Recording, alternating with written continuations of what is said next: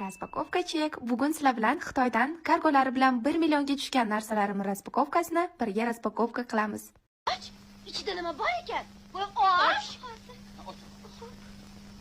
Birinchi narsa shunaqa mini sumочкacha.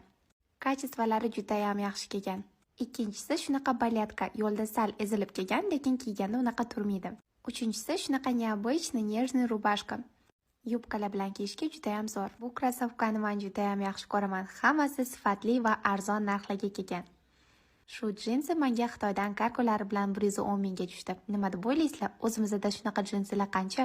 Sizlar ham shunaqa необычный narsalarni arzon va sifatli Xitoydan zakaz qilish xohlasanglar, kursimga yozilsanglar bo'ladi. Hozirda joylar juda ham kam qolgan.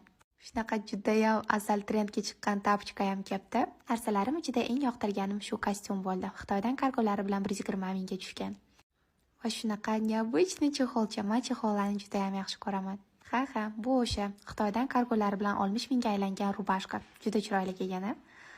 O'tgan yili rosa trend bo'lgan Selin rubashkasi. Bu ham menga kargolari bilan 100 mingga tushdi. Oxirida shunaqa balyatka qizlar, juda ham nejniy kelgan. Menga juda ham yoqdi. Sizlarga yoqdimi? Video yoqqan bo'lsa, like bosib qo'yinglar qizlar.